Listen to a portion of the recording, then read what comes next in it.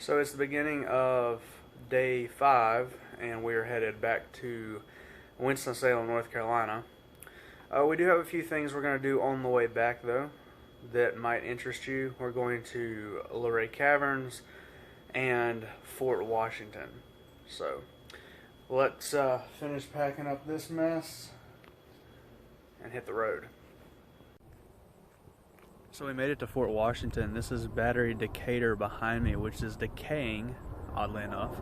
And that's the fire control tower for the fort there. What I didn't know is this isn't like Fort Macon or Fort Sumter, which I've been to. This is laid out in a bunch of different batteries all over a very large area right here on the river. So we're going to walk about 5 miles here looking at all the different batteries that exist, and this is just the first one we came to, which happens to be in a really dilapidated state, unfortunately. I hate to see old historical places in this type of condition, especially in a federal park.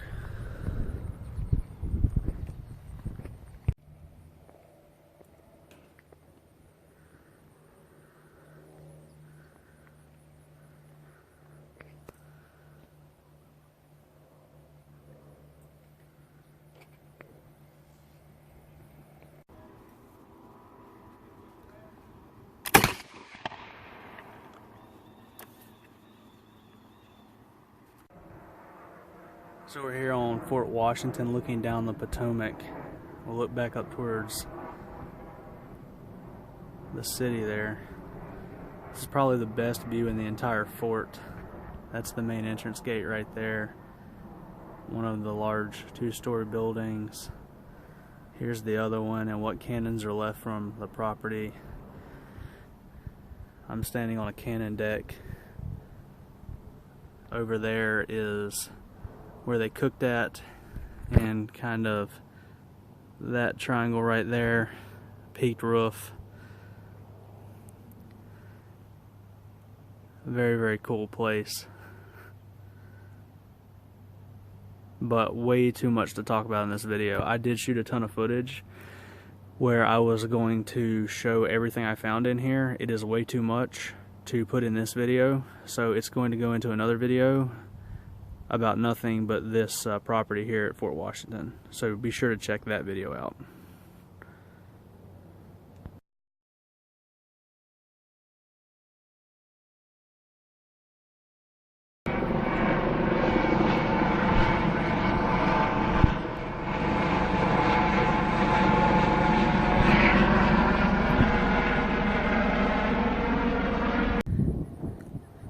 So we're here now at the water battery. It's a small triangular fort that sits at the base of the main fort, designed to put even more firepower downrange down the Potomac River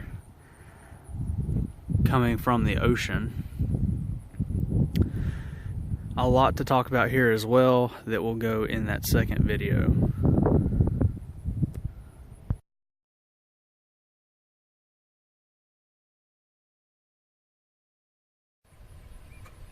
So we're just down from Fort Washington now. As you can see on the sign, it says the mortar battery.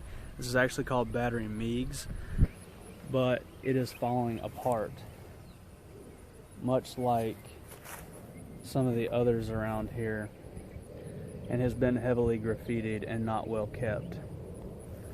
So there's nothing we can see here other than the sign that talks about it and the few pictures that are on it, unfortunately, which again is very sad.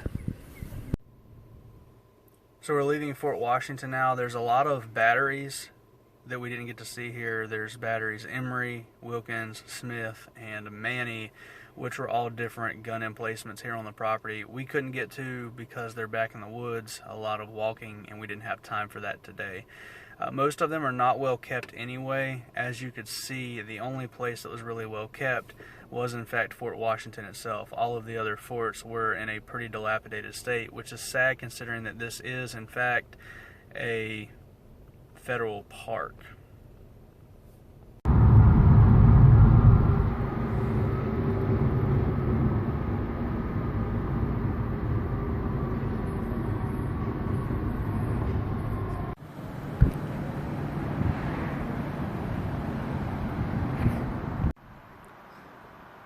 we're here at the entrance to Luray Caverns.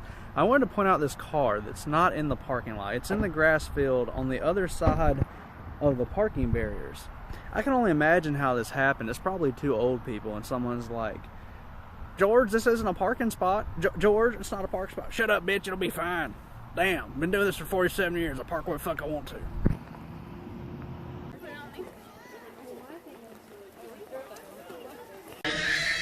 So they dug at the hole for around 6 hours until the point they could get somebody through. The very first man to enter was Andrew. He was the skinniest and the bravest of the three.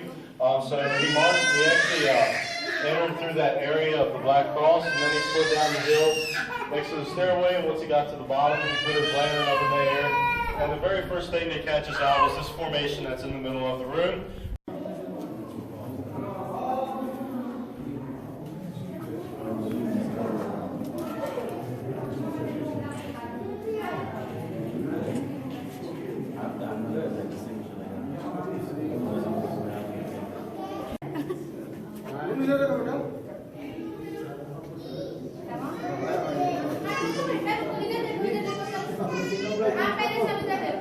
We're underneath a hill. It's known as Cave Hill because basically we're in a cave and then there's a hill above it. So it was as simple as it got. And one thing that's really cool is that this land used to be flat. That's why you see formations in here, is because water used to be accessible to the area.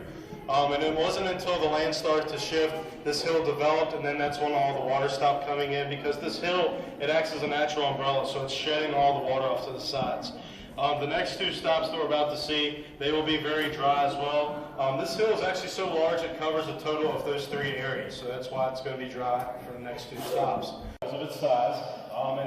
And also right over here is the tallest formation that's in the caverns. It is known as the double column. There are two formations standing next to each other. It's around 47 feet tall. It's also known as the bride and groom column because down the hallway is the cathedral. That is the room that we hold our weddings in. Over the years, they've held over 500 weddings and also over 300 proposals. And we'll be there in just a second to hear a live performance of the organ.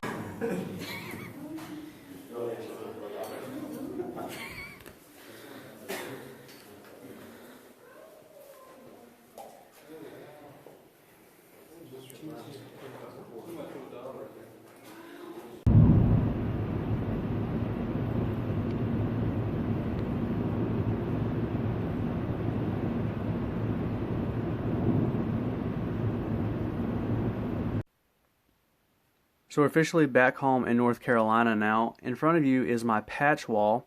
This is how I officially close out every vacation I go on. When I go on vacation, I buy a patch from every single location I visit, unless of course they don't sell one. And then sometimes if they don't, I'll order one to represent that location. What I do is I go down the board in order that I visited the locations, and I put the patches on the board. And that way I can kind of remember that location. Think about what I experienced there, think about what I thought about the location, and it's a good way to close out a trip. So I'm going to share that with you, and what I'm going to do is I'm going to put each individual patch on the patch wall and tell you what I thought of that location as I'm putting it up. Now you can see I've been to a lot of places. You've got the battleship North Carolina, the destroyer Laffey, and the aircraft carrier Yorktown, as well as the submarine USS Clam Gore. We've got Forts Macon, Fisher, Sumter, and Moultrie, North Carolina Aquarium, United States Air Force Museum at Wright-Patterson Air Force Base, Dayton, Ohio, and the Grandfather Mountain Mile High Bridge. But in Washington, D.C., I acquired more patches than all of that. I acquired enough patches to completely fill this patch wall and have to order another one. So let's get into it. So the first place we went on day one was the National Air and Space Museum in downtown Washington, D.C. It is a Smithsonian museum. They do have in their possession the original 1903 Wright Flyer, which was probably the coolest thing in the entire museum. The Air and Space Museum in downtown Washington kind of was disappointing. It might have been a lot better had half of it not been closed. There was 4 galleries, 2 of which are the largest in the building, that were closed for renovation. So we didn't actually get to see it all. But from what I did see, it was not impressive. The 2 coolest things in the museum were the Wright Flyer and Neil Armstrong's suit where he landed on the moon. Everything else was just kind of models and remakes and plaques to read and videos to watch and stuff that I didn't find that interesting. If you're wondering how I make these stick, I put sticky Velcro on the back of them if they're not already made as a Velcro patch. After we left the National Air and Space Museum, we went walking through Washington. Didn't really have a clue what we were doing. We ended up finding a really nice place to eat called the Pen and Quarter, and then we walked towards the White House. We eventually found it, so we got to see the White House. And the White House was pretty cool. It's nice to be able to say you've been there, you've experienced seeing the White House, but it was also under construction. So the whole entire right side had a construction barrier around it because they're putting a taller fence around the White House. So I couldn't even get good pictures, but still definitely something every, American, prideful American, I should say, should experience. After we left the White House, we walked behind it, and we decided to go to the first monument you could see in the distance, which, standing tall in Washington, of course, is the Washington Monument, which worked out really well because from it you can walk back down and see most of the other monuments the other direction. So it was actually a good starting place, but we actually went there because it's the one we could see from the White House, so we knew where it was. The patch is very nice. It's probably my favorite patch of all the patches I got on the trip. The burgundy color they used to represent the cherry blossoms is very nice, and the monument itself is very nice. It's a very quiet and peaceful monument. There's benches all the way around the bottom, and most people are just sitting there playing on their cell phones. So it's very quiet. There's not a lot of talking. It's completely surrounded by American flags. Sitting there, it just kind of makes you feel like a proud American.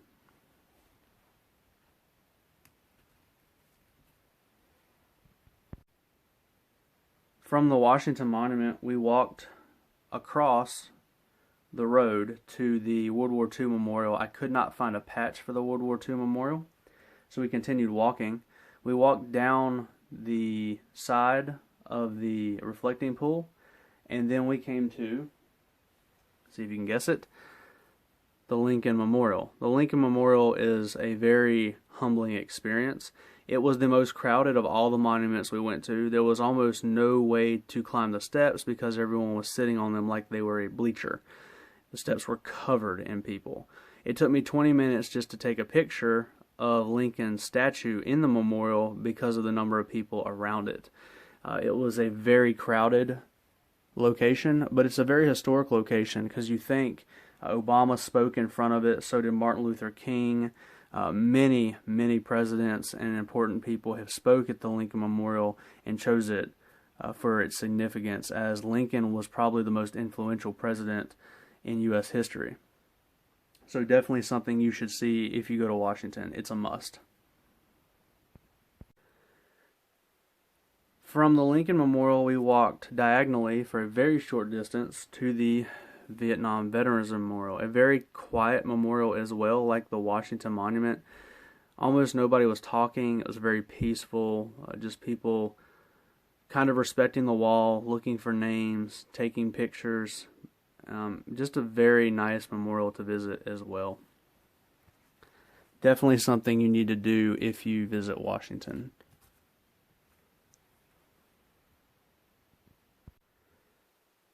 The Vietnam Veterans Memorial was really the last thing we did on day one, other than go eat again. Day two started off in a very tear-jerking manner. We went to the Holocaust Museum. And the Holocaust Museum is a very, very sad place. There's a lot of tear-jerking moments in that museum. A lot of people walking around kind of teary-eyed. A lot of individual stories from survivors and people that didn't survive. And although it's not a emotionally great place to visit, I think it's a place everybody should visit.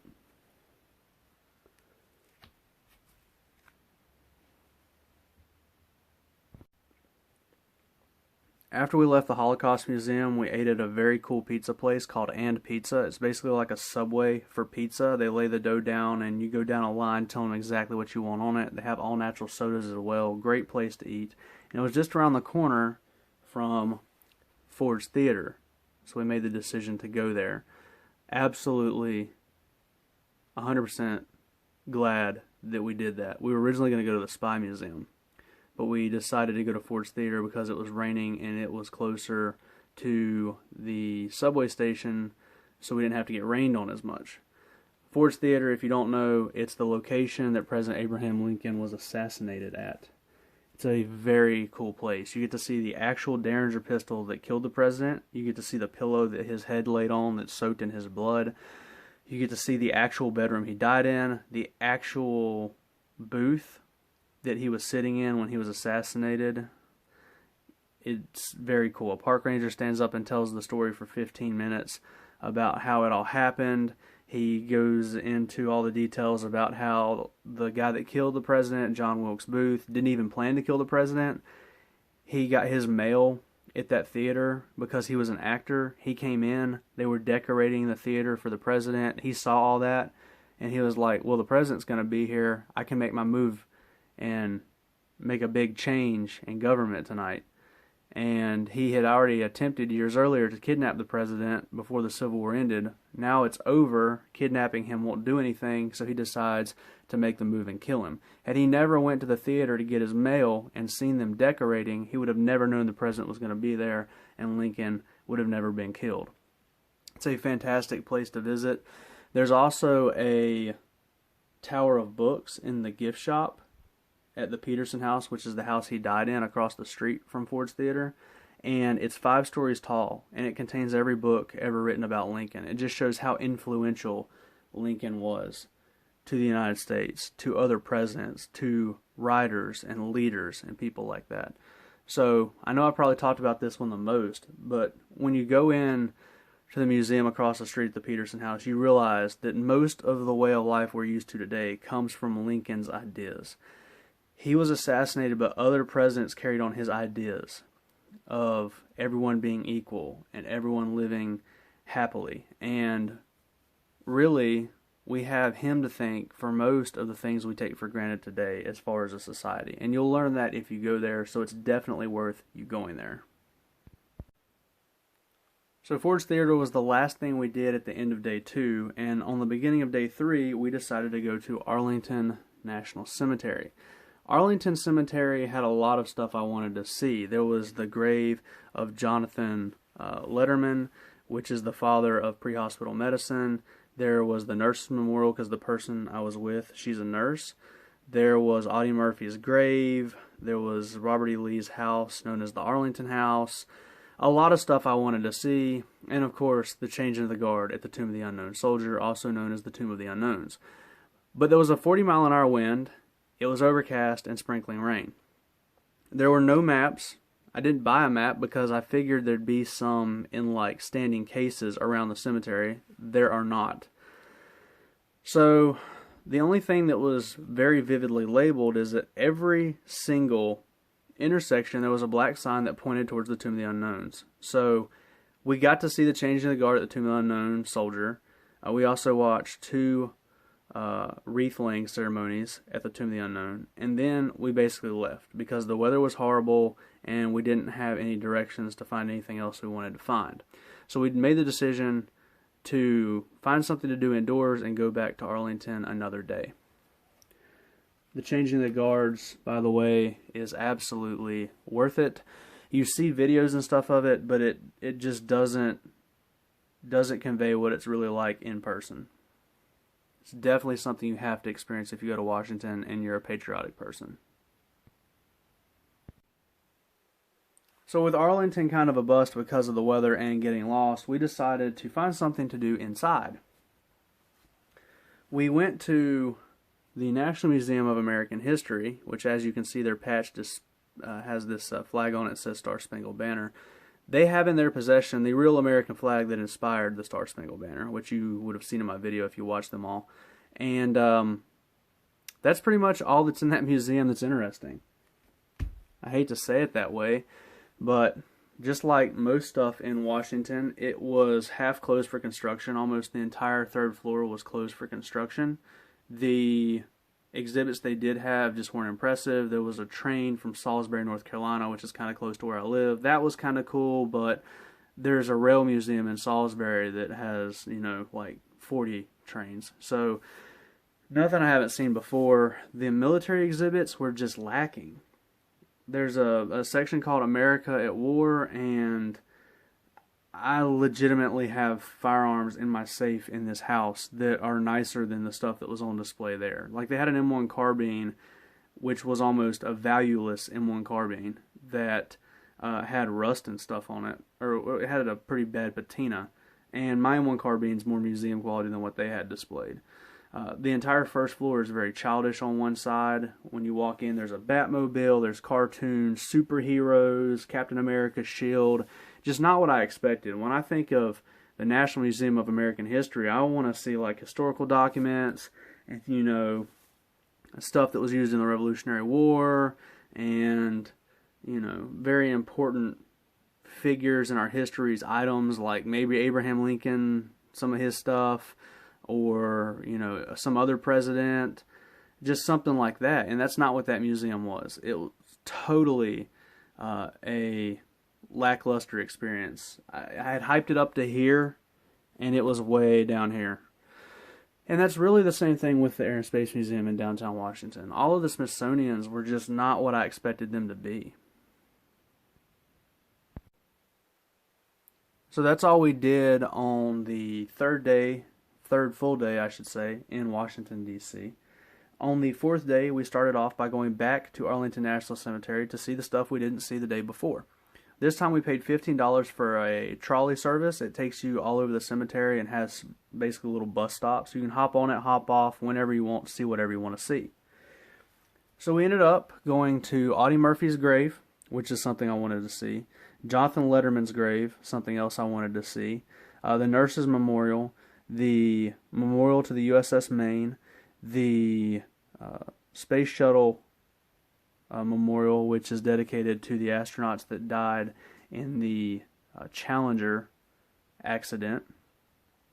We also saw a huge plot of graves that was labeled as unknown U.S. soldier. It's beside the Maine Memorial.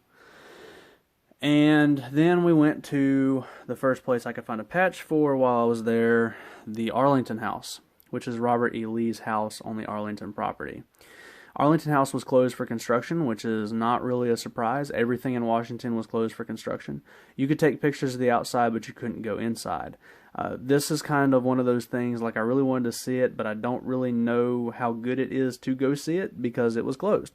I did get the patch because I did get some pictures with the outside of it, but I didn't get to go inside it and see what was in there. So maybe next time I will get to see the interior of the Arlington House. After the Arlington House, we got back on the trolley, tram, bus, whatever you want to call it. We went to the United States Marine Corps War Memorial, which, believe it or not, was also under construction. They were pouring new concrete slabs around one side of it, so I could only get pictures of the other side. If you watch the videos I made while I was up there from each individual day, you'll see that construction. Made me really mad when I saw the construction, because I'm sitting here thinking, is there anything in this place that's not under construction? And when I say this place, I mean Washington. Is there anything in Washington that's not under construction in October? But I did get some really good footage and pictures from the side that wasn't under construction and managed to kind of clip out the construction barrier. So it was worth it. Definitely something you have to see if you go to Washington. It's a towering memorial with a beautiful American flag waving gently over top of it. It's a really, really nice memorial to visit. After we left the U.S. Marine Corps War Memorial, we went to the Udvar Hazy Center. Udvar Hazy is the second half of the Air and Space Museum. It's its own separate campus. It's at Washington Dulles International Airport, about 30 minutes from Washington. Udvar Hazy was by far the best museum we went to. It was an amazing museum. It made you feel like you lived in a very powerful, technologically advanced country, seeing all the American aircraft. Of course, there are aircraft that aren't from America. There's a couple German aircraft. There's a Horten in there, which is the first flying wing. You have to look it up. Horten 229. It's being restored right now. Very historic aircraft. Very few were ever made. And the reason I say it's the best museum is the Holocaust Museum was amazing, but it wasn't an uplifting experience. It's a very sad, dreary experience. Something that needs to be experienced, but it's not necessarily a lot of fun, if you will. Udvar-Hazy was a lot of fun. Udvar-Hazy doesn't have their own patch. They just sell this one because it's part of the Air and Space Museum. But they do sell Apollo 11 mission insignia. So I got the Apollo 11 patch to represent Udvar-Hazy, separate of the Air and Space Museum, because the Air and Space Museum sucked, and Udvar-Hazy was awesome.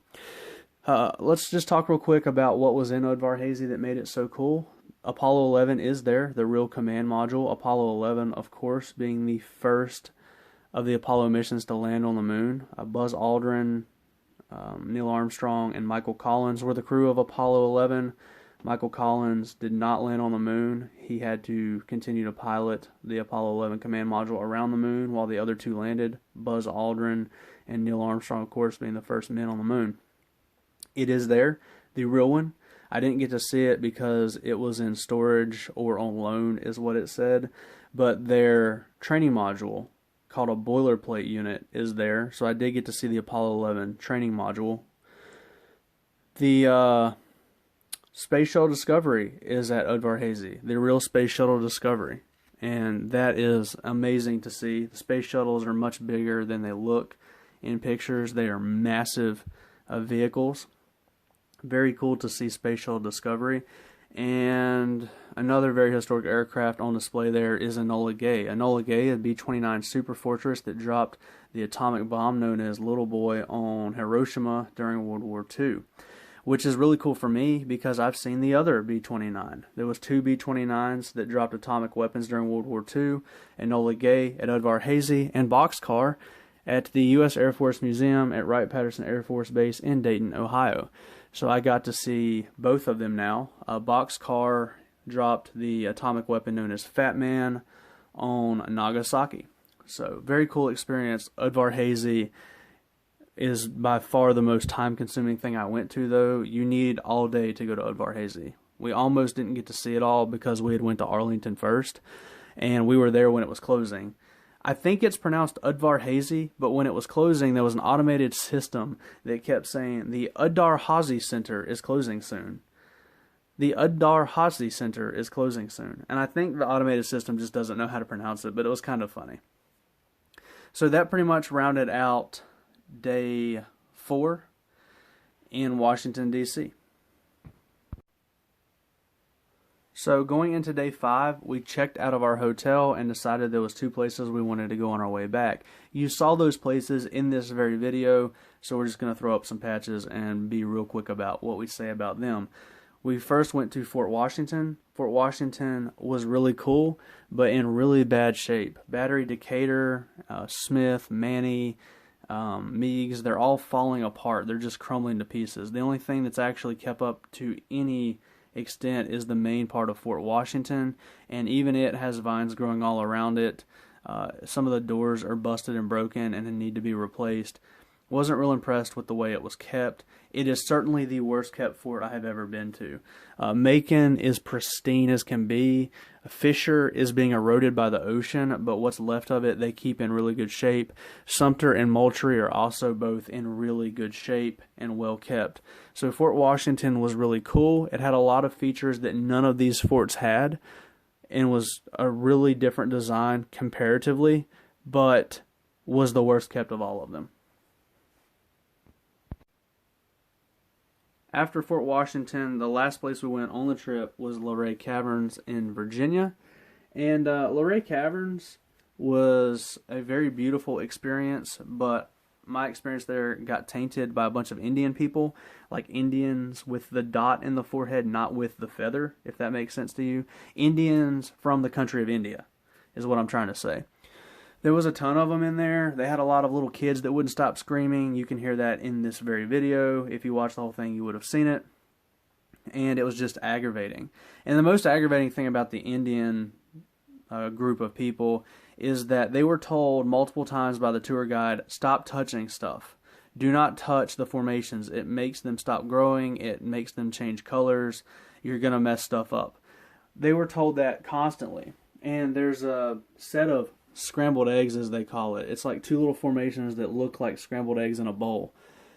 And I distinctly remember the tour guide telling us about it, and he said it used to be said that it was good luck to rub them. Do not rub them. That's why they've changed colors. They used to be very yellow, and now they're a dingy gray color. And he explains that that's because people won't stop touching them. As soon as he turned his back, some Indian guy that's like 50 years old, it's not like a kid, goes up and starts rubbing them. And the tour guide turns around and sees him, and he's like, stop that. And he stops, only until the tour guide turns back around and he starts rubbing them again.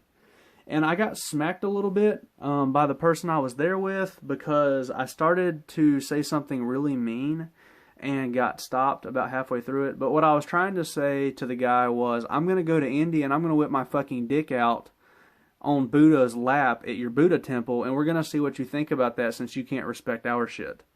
Yeah, I didn't get all the way through that before I got in trouble. The tour guide also took us to the wishing well where you can actually throw money in. They actually want you to throw money in it and stuff. And while I was at the wishing well, the tour guide said, you can throw anything in there you want except for credit cards, money, and your tour guide. And in front of all of these Indian people, I said, you didn't say anything about small Indian children and families.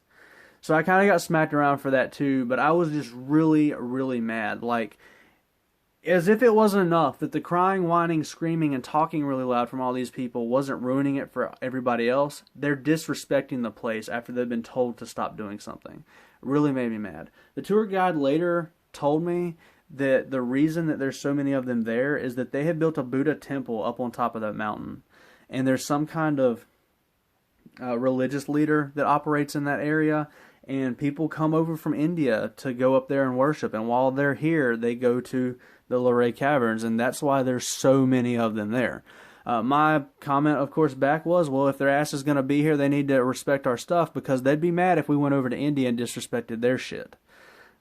So, you know, I had an attitude problem that day. I've been sleeping in a hotel, didn't get a lot of sleep, didn't sleep good. Last day on the trip, last thing I wanted to see and enjoy, and these people are being disrespectful. So I had a short fuse that day. That's all I have for you. That concludes the entirety of the Washington trip. If you go to Washington, maybe this video helps you make a decision, and along with the other videos that I made, of course, of what you want to see while you're there. I definitely saw some places I wouldn't go back to, but I definitely saw some places that I would. Instagram link is in the description. As always, like and subscribe, guys, and have a nice day.